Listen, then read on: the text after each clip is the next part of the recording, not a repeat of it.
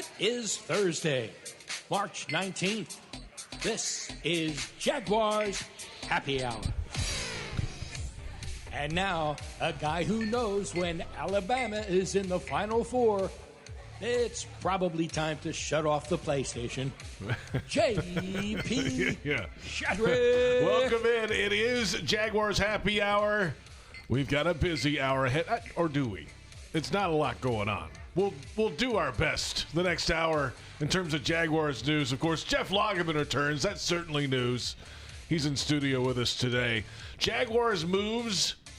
Oh, there was one after free agency.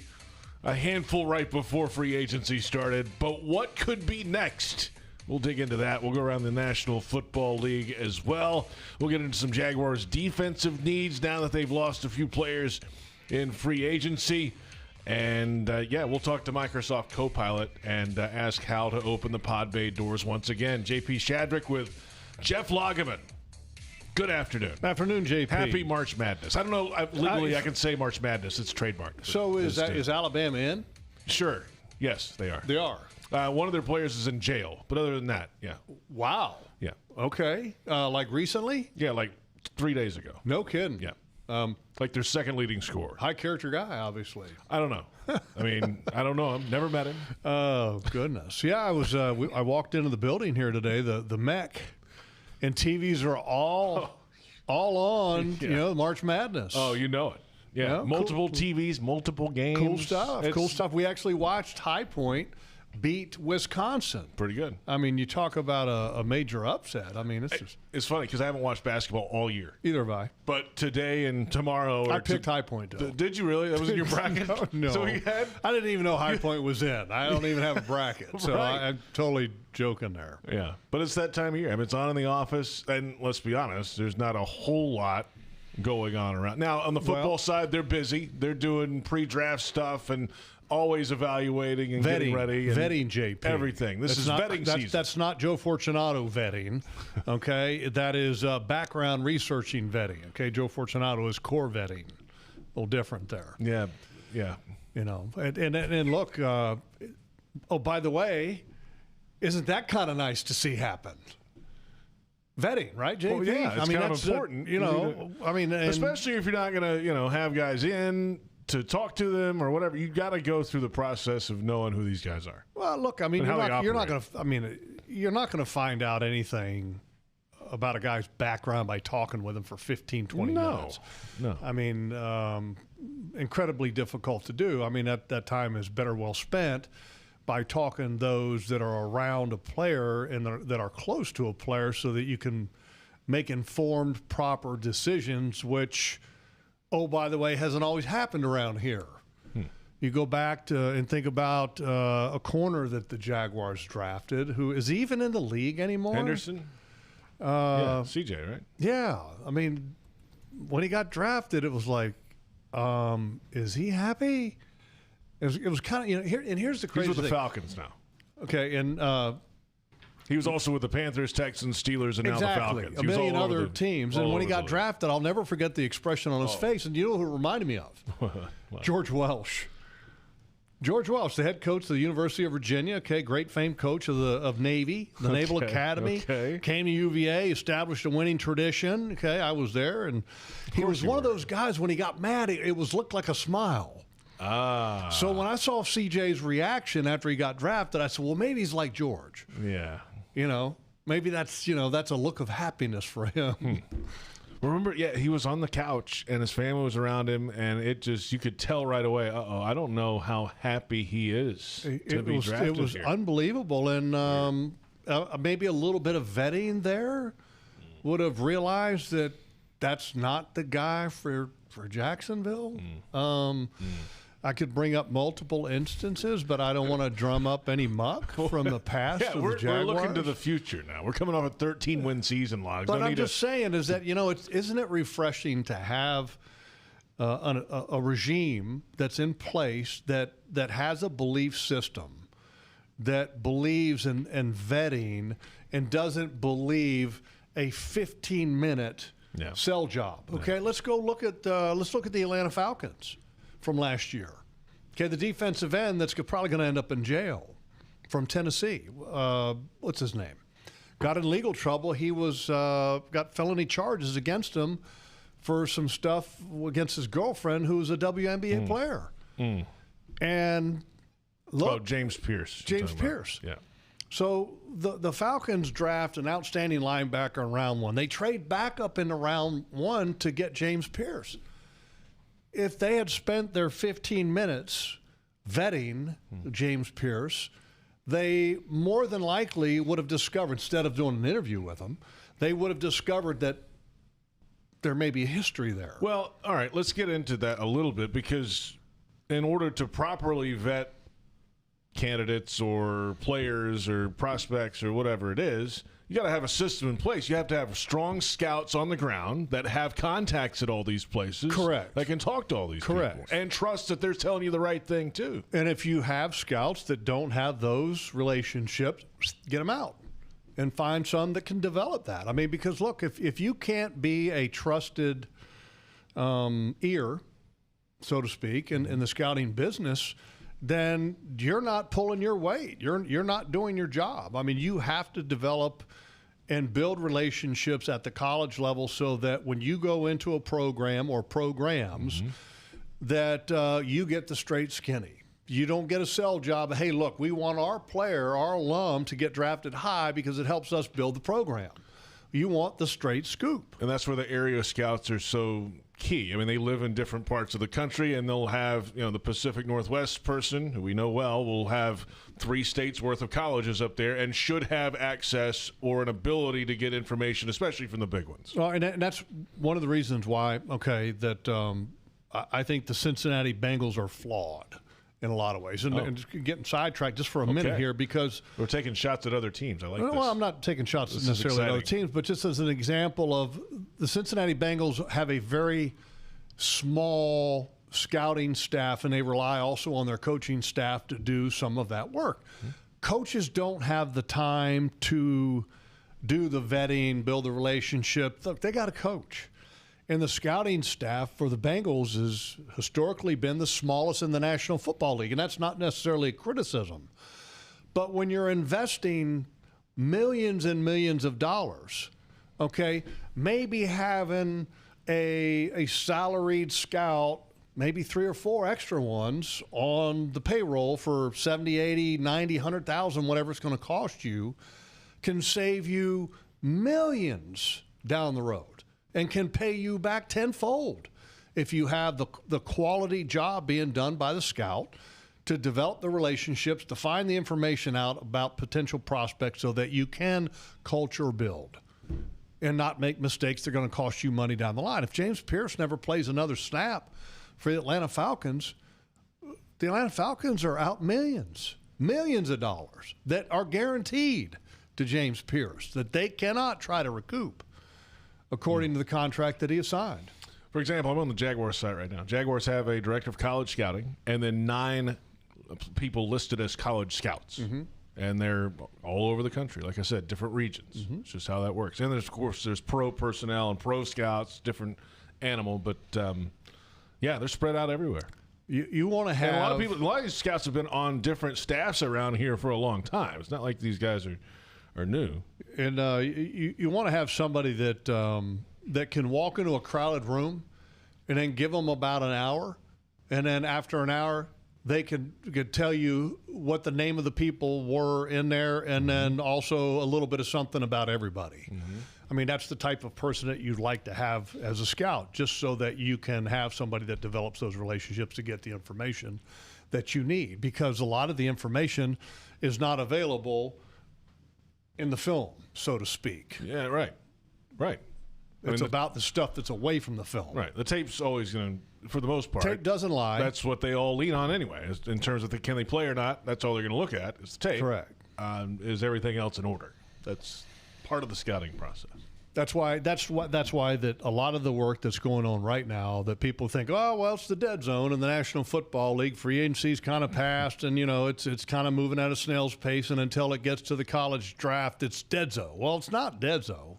I mean, all the work is being done behind closed doors to make sure that when you make those selections in April, they're going to be the best possible selections for this organization that they can be. It is pro day season as well. I have a feeling, though, there's not as much of it. Like, they didn't emphasize the on-field workouts at the combine. I think they went and probably watched them. There was some scouts there, maybe. Yeah, but give me the numbers. That's fine. You can get the data points. Give me the numbers, and you know what, JP, I can watch it. Yeah, it's all videoed. Everything, everything that they do, even when they sit there. And excuse me on the camera here for a minute. They stand up in front of the camera. We can't hear you either. They're wearing underwear. Okay. Yes, they are. They're wearing underwear. They even film that. Yes, they do. It's kind of weird. It's a little strange. That's kind of weird. It's very weird. Just saying. I don't know. Do they even do that at the combine, the weigh-ins anymore and all that? Yeah, they do the weigh-ins. They still do that? They do the height, the weight, and then they seriously, they videotape. They have the player, kid you not, because then they did this back when I did it. And it's still being done today. So the player goes, they do the height, they do the weight, and he's wearing, kind of like tights. Right. Like the slider shorts kind of deal. Yeah, right. Exactly. Yeah. Right. Okay. And they walk out in front of the camera. Okay. And that's all they have on are the shorts. And they stand in front of the camera and they turn around. Okay, to where their back is to the camera, and then they turn to the side, and then they do this hands out in front, and they do a squat.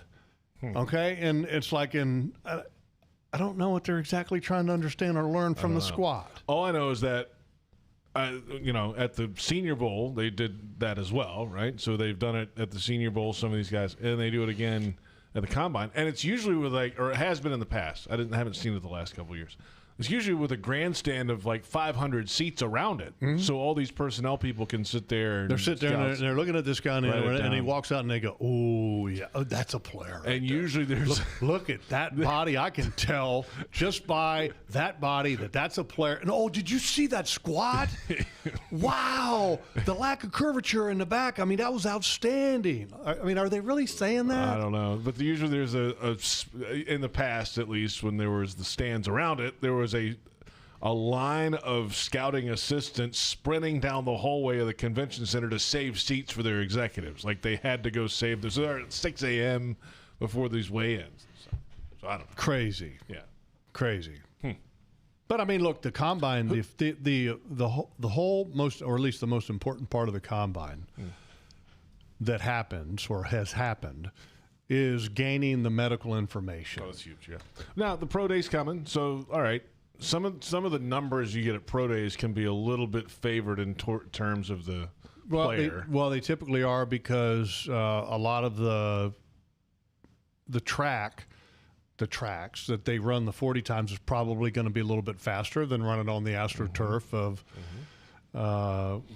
Lucas Oil Stadium. I guess that's what it's called now, right? I want to make sure I got that right. Correct.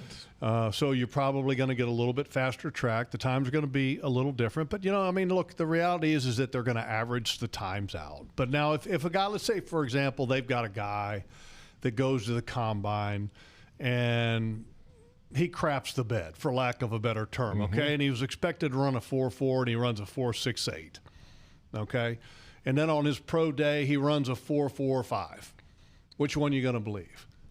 I mean, you're going to have a tendency to go back to the 4.45, and because he was expected and he's been timed before in the 4.4 range, and then you could just say, well, you had a bad day at the combine, okay? So, I mean, you take everything with a grain of salt, and I think having a pro day to go along with the combine, you can it's good. I mean, because some guys, look, I mean, maybe they woke up. Hey, I'll give you a perfect example. When I was coming out, wake up, or it's the night before the game, getting ready to play in the Blue-Gray All-Star game, and I wake up and I'm throwing up all night. Wake up next day, feel like, crap, play a football game, played okay, but I played the game essentially with, having not gotten any sleep at all. I mean, things like that can happen to guys when it comes to the testing part of it. So having a pro day on top of the combine, I think, can be a good thing. Which is why I also like James Gladstone's approach and the scouting staff's approach. Yeah, you can run a 4.4, but can you do it with pads on and you're chasing a guy down to the sideline and making a tackle with it? Are you going to get juked out of your Can you play football? Right. Big difference. Big difference, and that's why the film is the ultimate thing. But then you also want to be able to find out more about the the nature of the guy and the character part of the guy, because as we've heard James Gladstone say many times, you want to have somebody that is going to be able to elevate the room, and if you can elevate the room, great, because that's what great teammates are, the ones that make those around them better. And if you can find those guys, that's what you got to have. Let's come back. Jaguars have made one move in free agency. Big one. We'll get into that. Hey, he's a good player now. Okay. Yeah, he's a good player. You think so? Yep. We'll get into some reasons why. Okay. When we come back, the new Jaguars running back Chris Rodriguez Jr. coming in from Washington. We're on 1010XL AM, Jaguars.com, and Jaguars YouTube. Off and running on Jaguars Happy Hour.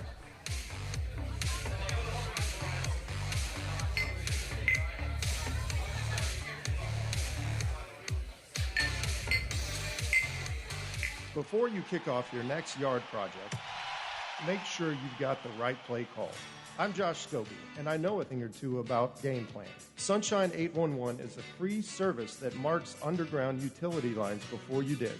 Skip the call, and you could get hit with injuries, expensive repairs, fines, or even knockout service for your neighbors. Don't take that risk. Make the smart call, 811, before you dig. Learn more at peoplesgas.com/811. Everyone wins when two winning traditions team up. Yucatan Guacamole is a proud partner of the Jacksonville Jaguars. Their authentic recipes start with hand-scooped Hass avocados and end up in your hands, fresh for all to savor on game day. Grab some at the Yucatan Cantina or Yucatan Nacho Carts around the stadium, or you can find these at your favorite Publix. Sack the flavor your taste buds crave with Yucatan Guacamole. Brooks Rehabilitation is proud to be the official rehabilitation partner of the Jacksonville Jaguars.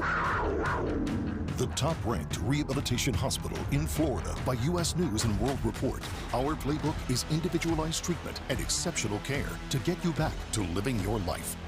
Brooks has cutting-edge technology and therapy solutions in every care setting, treating sports injury, orthopedics, brain, spinal injuries, and more. Go beyond your expectations with Brooks Rehabilitation.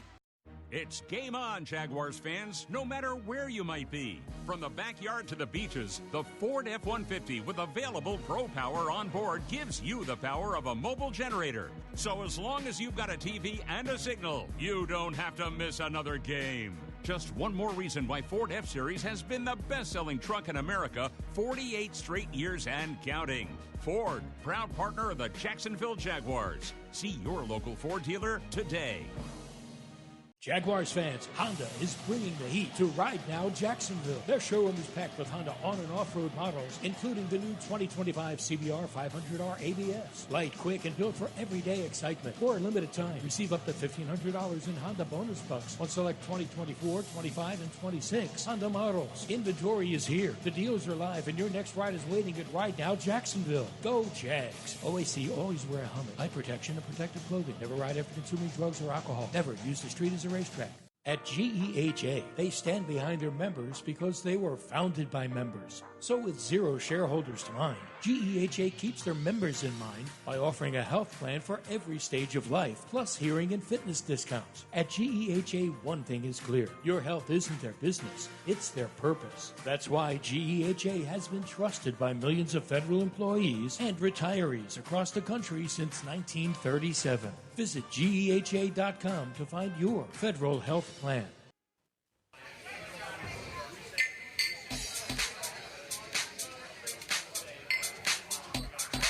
As far as to like why Jacksonville, I think it's an opportunity. I feel like it was going to be the best opportunity for me. I know Liam and he knows me, and I know the type of standard he expects, and I feel like we can get that done. Chris Rodriguez Jr., Jaguars running back, signed in free agency last week. Welcome back. It is Jaguars Happy Hour from the Hyundai Studios. Test drive a new Hyundai today, only at your local Hyundai dealer. We're at the Miller Electric Center on 1010XL AM, Jaguars.com, Jaguars YouTube. JP Shadrick with Jaguars analyst Jeff Lageman. Where's Rodriguez from? I know he went to Kentucky. Kentucky, right? But where is his hometown at? Kind of curious, but looking at him, just while you're looking at that, if you look at him, he does not have a lot of mileage on him, and so I think that's very positive. The one thing about him is he's a very hard runner. Yeah. And a lot of times when you have a hard runner, they have a tendency to fumble. And I think he's only had like one fumble in his career, which is a real strong suit. Where's he from? He's from McDonough, Georgia, just south of Atlanta. All right, so hey, look, I mean, he's coming kind of back close to home. Smokey and the Bandit was filmed there. Come on. I believe it was. Parts of it, yeah. Interesting. Side note, but yeah. Yeah, way before his time. Right. Way before his time. But if you look, I'm not trying to say that he's Travis Etienne, but you're looking at $13 million a year that Etienne got to go to the Saints, and $5 million, I think, in the range for a Chris Rodriguez Jr., who does have the familiarity with Liam Cohen, having spent some time at Kentucky. 2021 was an incredible year for him at Kentucky with Liam as the OC. So, and I like the way the numbers have progressed since his time in Washington. He's gotten better every year, and he's gotten, this past year, 500 yards rushing. He's got a career average of, greater than 4.5. Yes. I mean, that's all good stuff, and I like the ball security. Never was much of a weapon in the passing game, and that's something that I think would be a great question for Liam at some point, because is that just the way? Because some offenses are not designed to get the ball to the backs a lot.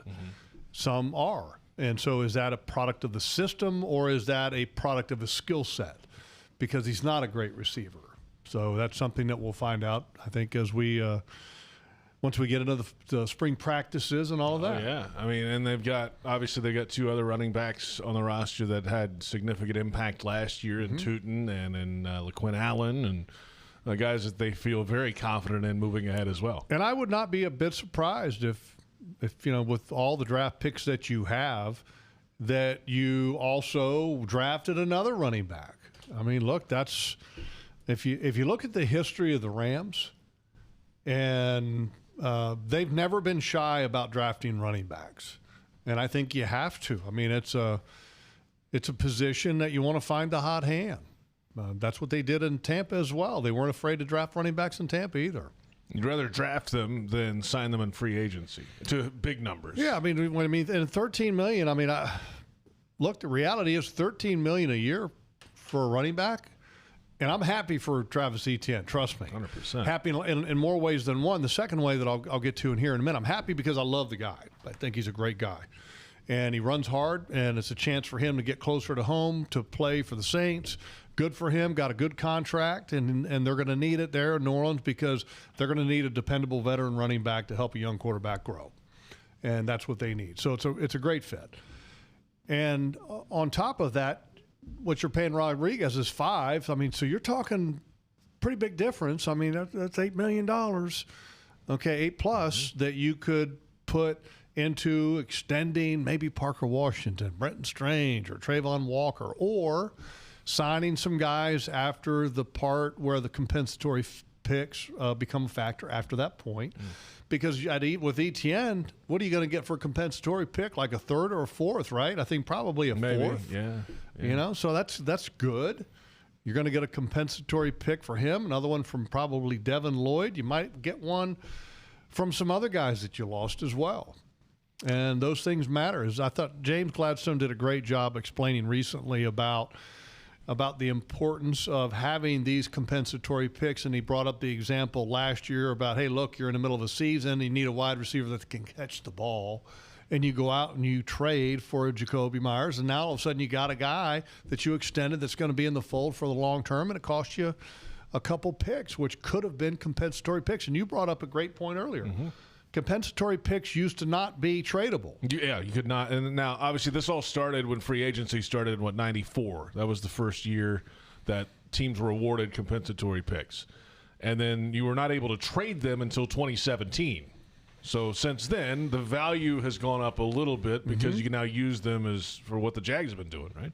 Yeah, and so, and by the way, to kind of that trading of compensatory picks and everything along while we're on that topic real quick, there's talk about, because right now you can't trade a pick further than 3 years out. They're talking about loosening the reins on that a little bit to go to 5 years. Well, the Browns are putting in that rule request. I don't think it's and it's been backed by another executive in the league, which I think it would have some support, and I would be very scared of that because now you would essentially have an executive running your team that can screw up your team for more than just 3 years. I don't know if I'd want to have that. But going back to the compensatory pick thing, I think that a lot of people don't realize this, but I thought that this was a masterclass by James Gladstone this past year when it came to the Tyson Campbell trade for Greg Newsome. And here's why. Would you say that it was maybe a draw about the level of play? Tyson, Greg Newsome, right? Ballpark. I mean, Tyson started out hot. Yeah, it had a small sample size with Greg Newsome, but right. But I mean, the like level of production was about the same. Yeah. I mean, and you could make the argument at the beginning. Tyson was on fire early on for the Cleveland Browns, and then Greg kind of started slow, and everybody's like, "Wow, I don't know about that trade." I think the real importance of that trade was twofold. One, you traded a player for a player, and you traded away a high salary guy in Tyson Campbell, brought in a guy that wasn't as high. Mm-hmm.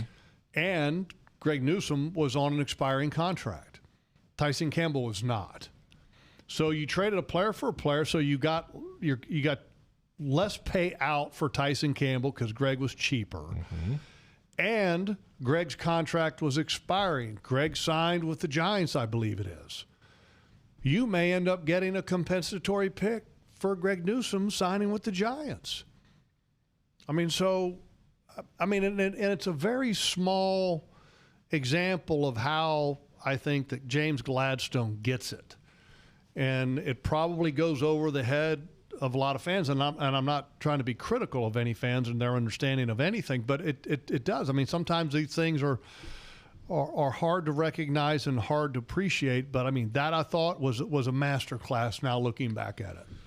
Going through the history of the first year of that 1994 draft, first year of compensatory picks. Mm-hmm. And here's some of the names that were compensatory picks that year. There was a first rounder, Derek Alexander, wide receiver out of Michigan for the Browns.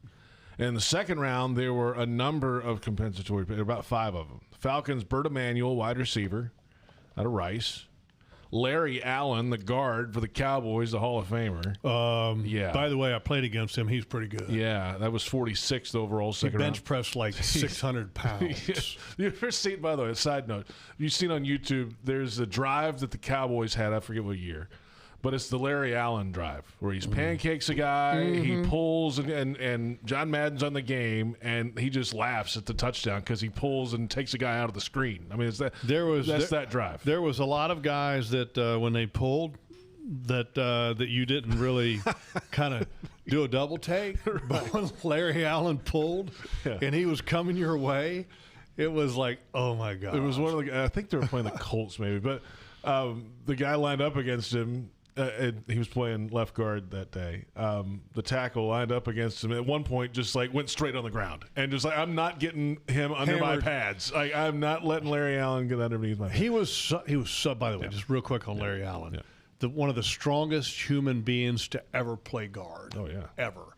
And when he played tackle, now he had to be in space a little bit, and he did play a little bit of tackle, but that was not where he belonged.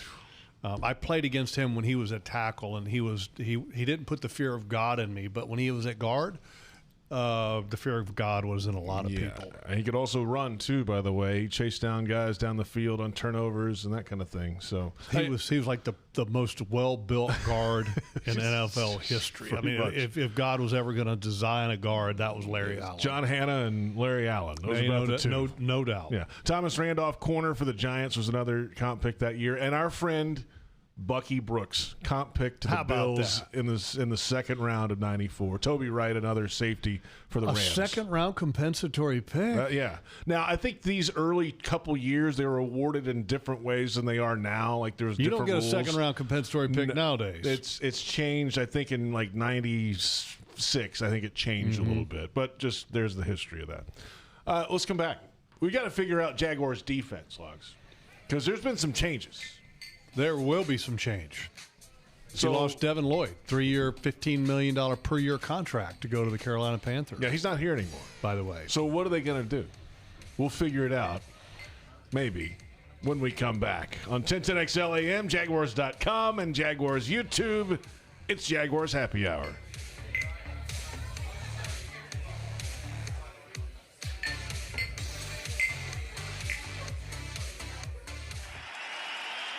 All right, Jacksonville, listen up. When your AC quits in the Florida heat, who do you call?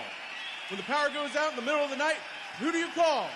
When your water heater floods in the garage, who do you call?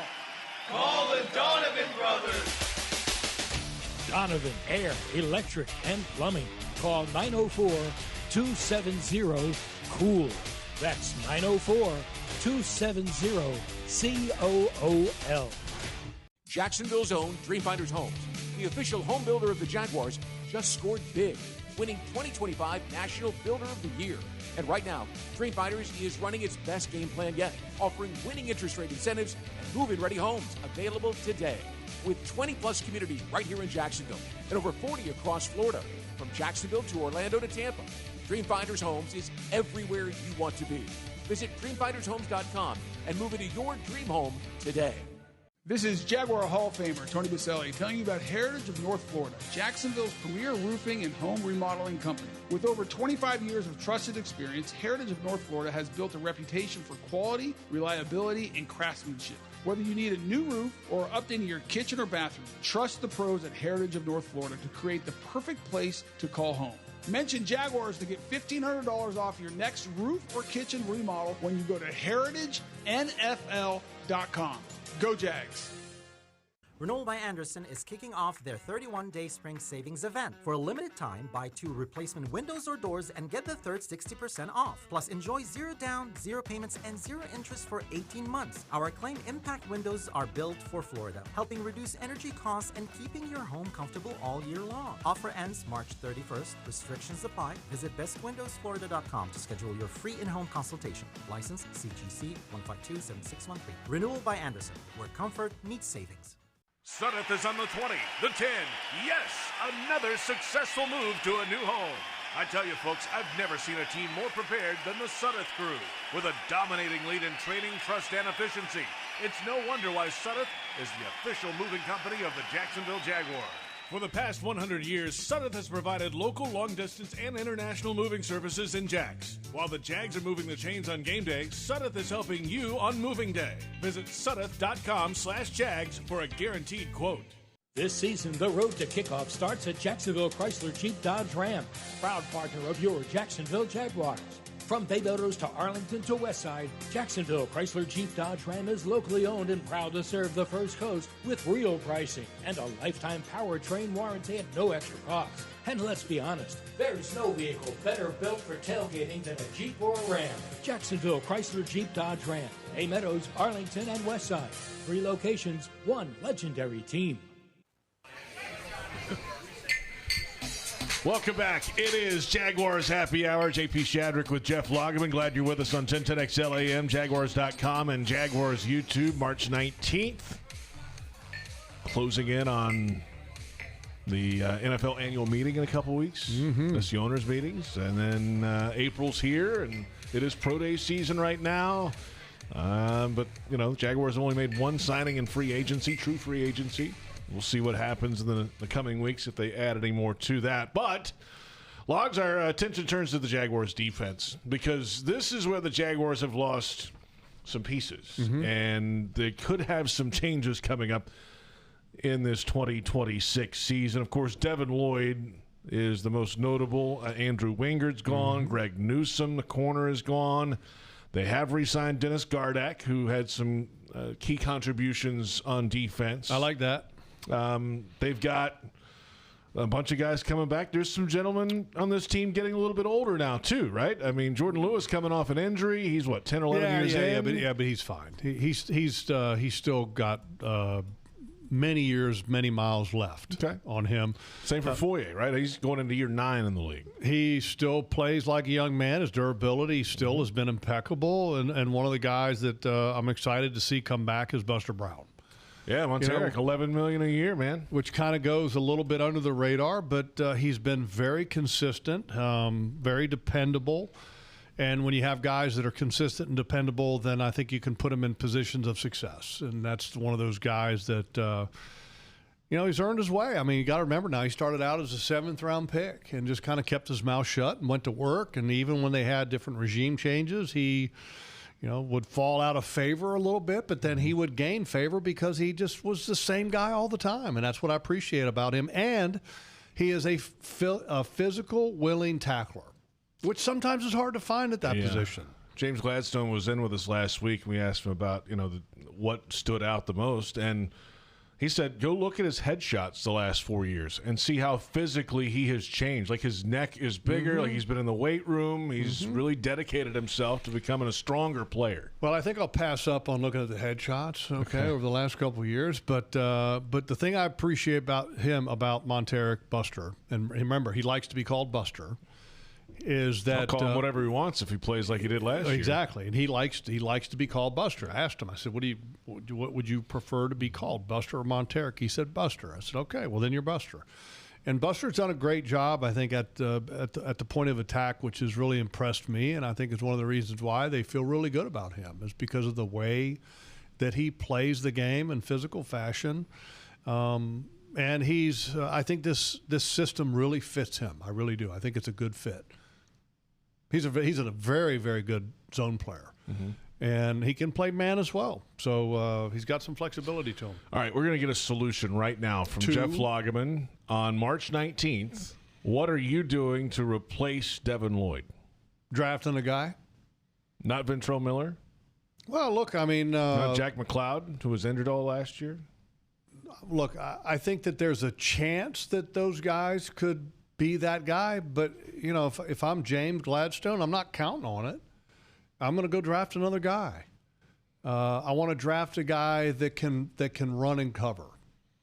And that's that's the league. It's a passing league. And that was, I hate to say this, but as good as Devin Lloyd was, that was his weakness at times, was coverage. And that's one of the reasons why you saw him going forward in games a lot of times, because that was more of his strength. And so by playing to his strength, you also covered one of his weaknesses, which was playing in space. Even though, look, people say, well, how about the 99-yard touchdown at Monday Night Football? You're right. He executed it perfectly, but, he stepped 2 yards back and made the play. It wasn't 20 yards down the field. Down in and down out, that's not his strength. No. Okay? Right. His strength is being physical at the point and being an attacker of the line of scrimmage and blitz or just fast reads. And give him credit on that. But, they scouted that play. They looked at it. They knew the idea was going to come, and he reacted well. Great execution. Yeah. And I would also say that if you listen to Devin Lloyd talk about that play, you also come away with it going, ooh, some really good coaching, too, and really good scheme. Yes. All right. So some credit to go around there. But, look, wish nothing but the best for Devin Lloyd because, again, he's in the same mold of ETN. These two great guys. Yeah. Great guys. You know that, JP. Oh, You've talked to them a million times. They're great. And you talk to these guys and, just culture guys. By the way, a side note, you mentioned ETN. Did you see his press conference with the Saints the other day? I heard a few bits and pieces. So his last name apparently is pronounced Achan. Say again? Achan. Achan. Like A-T-E-N. A-Y-C-H-A-N. Achan. Okay. And he never told anybody that. They kept getting it wrong like the first year as a freshman at Clemson. Mm-hmm. And he was like, you know what, just call it like it looks, ETN. And he never corrected anybody until the press conference the other day. Never told us here. All the conversations we had, always, we just went with ETN. That's just always what it was. There's... How about that? It's the same kind of thing, I think, with Danny Strigo. Yeah. Strigo. It's Strigo. It's Strigo. Ask him. Is it Strigo? But it's Strigo. Yeah. But there are those in the building that call him Strigo. Yeah, that's not right. And he's like, I don't care, whatever. So, like, it's another 4 or 5 years from now, he signs to go somewhere else. He's going to go somewhere. I say, they've been calling me Strigo forever in Jacksonville, but it's actually Strigo. Anyway, Patrick McCary's another one. McCary's how it's supposed to be said. How? McCary. As opposed to? Macari is wrong. It's not a car. No. It's a care. He cares. I care. Yeah, see? McCary. Look at that. I like that. Yeah, names. Fun with names. I care about how his name is pronounced. It's McCary. So, all right, you're going to draft a weak side linebacker to replace Devin Lloyd. Mm-hmm. And then I don't know where, though. I mean, I don't know which round. We haven't got into that yet. It's too, we got a lot of time this offseason. You might draft. pick one in the first. Oh, you think so, huh? With the non-existing pick. What about defensive tackle? Need one. What are you going to do there? They've got, obviously, players back. Armstead, Hamilton. Second-round pick. Mason Smith. He hasn't done much. Second, you're going to go high with it. You might. Yeah, you might go high with that. Very well could. I think second or third round, I mean, and I don't know. Maybe I'm completely wrong, but you're drafting it. You're not going to just sign a guy. It has to fit at the spot. You got to have quote-unquote value. I left out Matt Dickerson, too. He had some flashes. Solid, physical, tough, hard guy to move. Mm-hmm. But the reality is, I mean, you've got an aging Eric Armstead, and you don't have a lot of pass rush besides him on the inside. You got to find something. And if you're going to find it, you're going to have to find it early in the draft. I mean, and you don't have a first-round pick. That's why I said second-round pick. And if the value's there, then I think you gotta take it. And if not in the second, then I think definitely the third. I mean, it's a premium position. Yeah, but you can find them. I mean, guys can develop. That's hard to find. JP, I will tell you one example. I'll give you one example. It's close that you'll know this. You're going to give me an example of what? Of a later round defensive tackle who turned out to be an impact player. Okay. I'll give you one. Okay, but you go first. Malik Jackson, fifth round draft pick. Mm-hmm. Obviously, kept improving, got better, had the big contract. Free agent here. There you go. Right. I'll give you another one. Mm-hmm. John Randall. Yeah, I would say he's pretty good too. Those are few and far between. Come on. It's not impossible. Few and far between. Give a guy a chance. You know. But I'm with you. Okay, the higher you go, in theory, it should be a ready-made player the higher you go. Guys that throw the ball, right? Guys that catch the ball. Guys that protect the guy that throws the ball. The guys that attack the guy that throws the ball, and the guy that stops the guys from catching the ball. Those are the premium positions. That's the order of operations. Okay, the guys that get after the guy that throws the ball. Okay, pass rushers, premium position. Edge, whether it's edge or whether it's interior. That's a premium position. And it gets drafted like crazy, as it should. And people take gambles. Take a look at the Falcons with James Pierce. Okay? Yeah. I don't want the Jaguars. I'm not saying the Jaguars should do that. Okay, to get an interior pass rusher. Jaguars have done that's not in their belief system anymore. Okay, JP, just throw that out. That thought doesn't exist anymore with this organization. They're not going to do that. Not gamble. They're not going to gamble with character. Okay. Not in round 2, not in round 3. Maybe round 7. You know, then that way if it doesn't work out, it's no loss. Cut bait. Bye. See ya. Lucky to make the team anyway. A lot of times. Don't let the door hit you in the rear end. No, I was going to say, what are you going to say? You know, but I mean, I believe that will be and we're doing a radio show, I believe, on Friday of the draft this year. So that's what I heard the other day. I don't know how official that is or how public that is yet, but until right now, breaking news. That's what I'm hearing. Sources say there could be a Friday night draft show because the Jags they're twiddling their thumbs on Thursday right now. Not doing anything. Well, I mean, they could move up.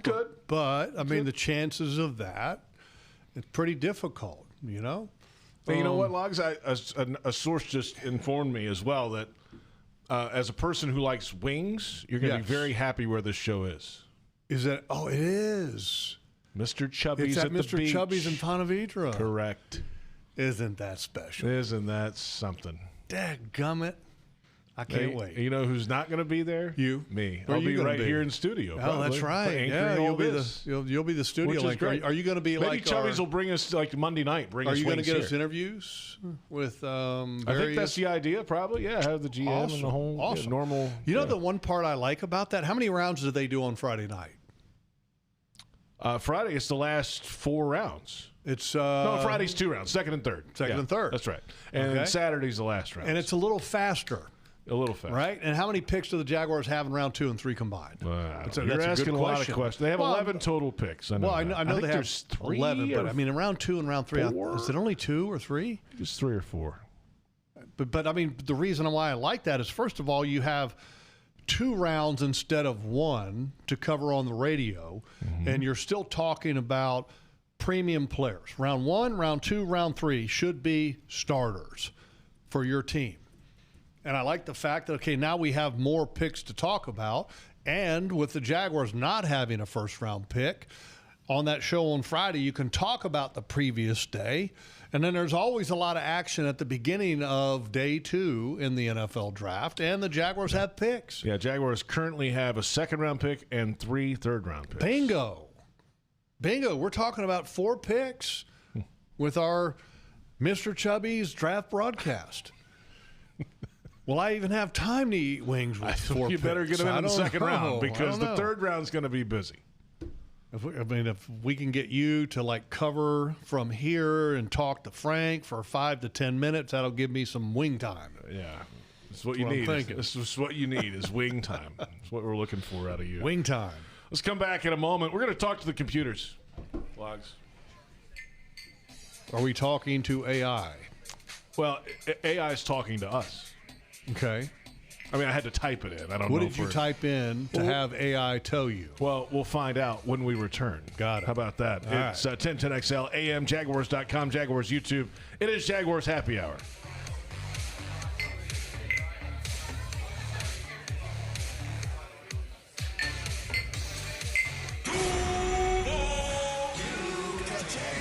Everyone wins when 2 winning traditions team up. Yucatan Guacamole is a proud partner of the Jacksonville Jaguars. Their authentic recipes start with hand-scooped Hass avocados and end up in your hands, fresh for all to savor on game day. Grab some at the Yucatan Cantina or Yucatan Nacho Carts around the stadium, or you can find these at your favorite Publix. Sack the flavor your taste buds crave with Yucatan Guacamole. All right, Jacksonville, listen up. When your AC quits in the Florida heat, who do you call? When the power goes out in the middle of the night, who do you call?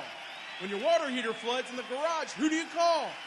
Call the Donovan brothers. Donovan Air, Electric, and Plumbing. Call 904-270-COOL. That's 904-270-COOL. Jacksonville's own Dreamfinders Homes, the official home builder of the Jaguars, just scored big, winning 2025 National Builder of the Year. And right now, Dreamfinders is running its best game plan yet, offering winning interest rate incentives and move-in ready homes available today. With 20-plus communities right here in Jacksonville and over 40 across Florida, from Jacksonville to Orlando to Tampa, Dreamfinders Homes is everywhere you want to be. Visit dreamfindershomes.com and move into your dream home today. Frank Frangie here. When you think of barbecue in Jacksonville, it's got to be Bono's Pit Barbecue. For over 75 years, Bono's has been smoking Jacksonville's favorite barbecue. You can find Bono's locations all around town and on game day at Everbank Stadium, because Bono's is the official barbecue of the Jacksonville Jaguars. So go to bonosbarbecue.com or call their fantastic catering department at 904-332-7427. That's 904-332-7427. And remember, if you don't see a pit, it ain't legit. It's Truck Month with the Ford Crew. Care for a Truck Month trivia contest, Sam? Oh, you know I can't resist, Hank. Okay, fact. Truck Month happens only once a year. Fact. It's the best time to buy a new Ford truck. Fact. Ford F-Series is the best-selling lineup of trucks in America for 49 years. Fact. America loves Ford Truck Month. Fact. I agree with that fact. Based on 1977 to 2025 CY Industry reported total sales. Listen up. If our kids are going to grow up healthy, we have to work together out there. A healthier tomorrow depends on the calls that we make today. It's about eating right and focusing on their physical and mental health. We should be reading to our kids every night. Can you give me 60 minutes of physical activity every day? Yes, sir, I can. This is our healthy playbook. We do this as a team. Our kids win. Who's with me? Get healthy at Nemours.org/Jaguars. Nemours Children's Health, proud pediatric partner of the Jacksonville Jaguars.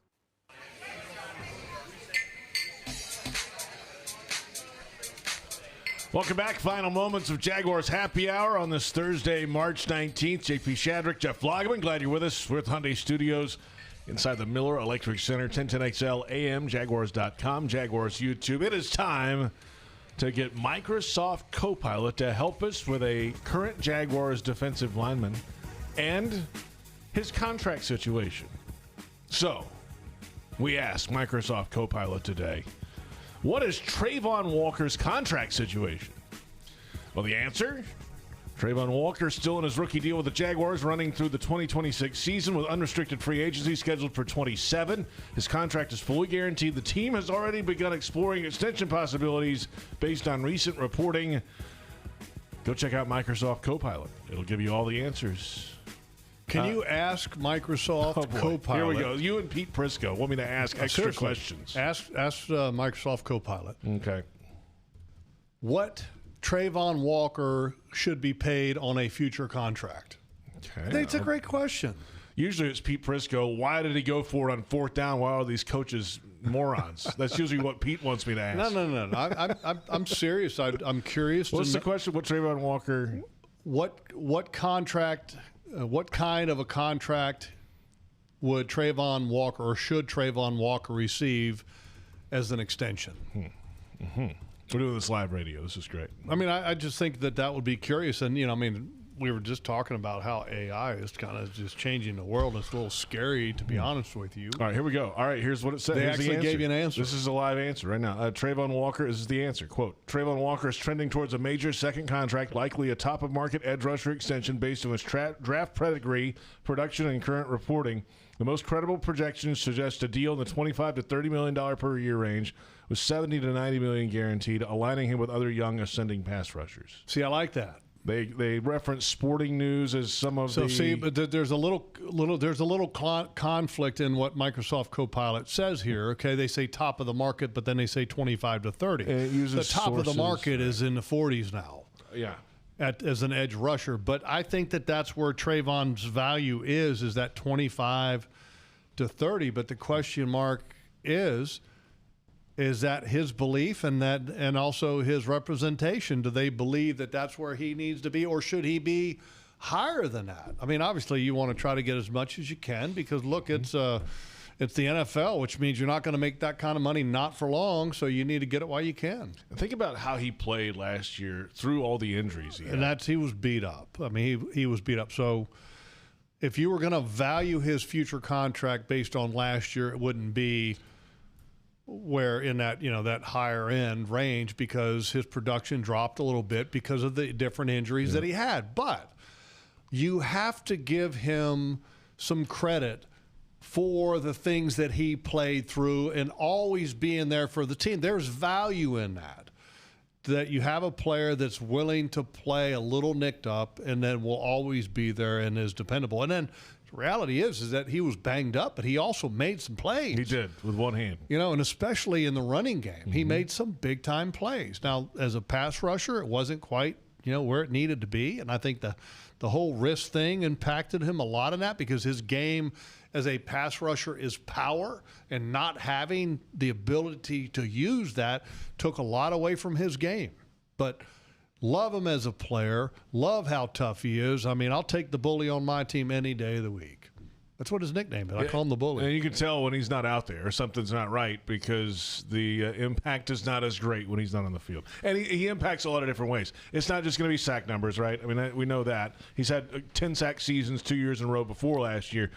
But he, in so many other ways, just pushes people around.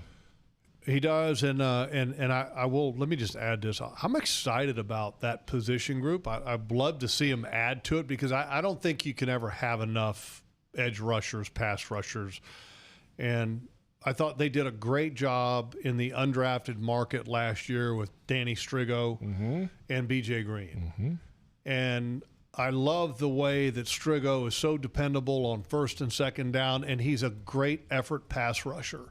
He's not an elite pass rusher as far as moves or anything of that nature. BJ's got some twitch. And BJ, if you look at it from an opportunity standpoint, his production from a percentage standpoint might be as good as anybody, if not better than anybody on the roster. I mean, for the number of sacks, and of course, then if you didn't have the bad penalties that were called on him on a couple sacks, his production, I think, far exceeded anybody as a pass rusher on the team as far as success rate, given the opportunities, the percentage success rate on pass rush. And, if you needed to go get a veteran defensive end, like last year, they got Agba in late April. Yeah, and he didn't turn out great. He didn't give you but nothing. he's played football and he's been around it. In theory, they thought that he could produce a little bit more. Didn't work out. But you can sign guys like that a little later into the offseason, too. There'll be some guys out there. Yeah, exactly. But, I mean, I think you're really excited about Strigo and B.J. Green. I am. I like those guys. Absolutely. But what I like to add more you always look to add to that position, and draft capital. Would it be a high draft pick? I don't see that because they need a defensive tackle. I think that's where. But again, you can't force it. It's got to happen organically, where value meets need at that perfect time. I mean, we brushed over this earlier, of talking about draft picks and where they are. They're 56 right now. That's their first pick in the second round. It's a good number, by the way. A really good number. Depends on the team, and No, it's a really good number. I know, of course. I'm messing with you. Took a minute. I'm totally messing with you. I mean, it was good for one team in New York. It wasn't for the other team. I'm getting honest with that. Sounds good. So, how do the Jaguars, can they sneak back in the first round? Like, what would be up James's sleeve? I don't to see make that happen. Well, here's why I don't see that happening is what's the philosophy that James comes from? F them picks, right? Yeah. Right. Okay, so when you come from that means that I don't think you're willing to give up so much to get one pick when your philosophy is F them picks, right? Well, they had two different philosophies, remember? I mean, they've done it both ways. Yeah, but they still had to make picks. Overall, they have been F them picks, but then they have stood pat with some of their first-round picks. And he was the one making the picks. What did they just do with McDuffie? Yeah, right. Traded picks again to get a premium cornerback from Kansas City. The Rams did. So I don't see them sneaking back into the first round. I really don't. I think James Gladstone, if you were to ask him, hey, look, if you could have a mid-first round pick or two second-round picks, what do you think he would take? Yeah, you're right. I'd be curious to hear the answer to that. We need to ask him that question. Well, I mean, it all kind of depends on – it's a good one because you can't change on the night of the draft if something's not going your way ahead of you. I think it's an interesting question. I mean, as far as do you need more bodies if you looked more at premium bodies? But if you looked at the value chart would tell you that the first round pick is probably worth more. Because they remember the chart they assign numbers to. Yeah. But I just get the feeling that if he had two first round picks, he would be very happy and maybe more content to have the two second round picks as opposed to a mid to late first round pick. Maybe. Yeah. Now, you also get the fifth-year option on anybody. You get the fifth-year option, but it's not as sexy to have a second-round pick. It's not as much – it's not talked about on the national level, and so – but I just think that would be a really interesting question for him. If you had the choice between a late first-round pick or two picks in the middle of the second round, what would you rather have? Yeah, interesting. Very interesting, Logs. It's a great question. We'll ask him. Maybe we'll ask him. We'll ask him. We'll see. Why aren't we getting Baselli and him now? Well, we had James last week. James was here last week. How did he do? He's great. Yeah, he was great. He's always great. Why aren't we having him now, though? I mean, like a weekly basis. We had him like last week. Let's get him everywhere. Let's get him everywhere. Everyone, just go back to Jags HQ. Yes. In the off season. Yes. I like that. We need to put Baselli to work. I haven't seen Baselli in weeks. Once a month, maybe. I don't know. Baselli's here somewhere. Clearly. No idea. Well, I haven't seen him either. He might not be here. I don't know. Maybe he's taking a vacation. Maybe so. But I've been in here for the whole offseason. I haven't seen him once. He's working too hard. You weren't here last week. I know. I was on vacation. I know where you were. I was on vacation. But you're back now. I am back. And back for a little bit. And we'll do this show again next week. Looking forward to that. Jeff Lageman, I'm JP Shadrick. Our thanks to Joe Fortunato. David Cho, Brent Reber, our entire crew, and thanks to you for listening and watching. It's Jaguars Happy Hour.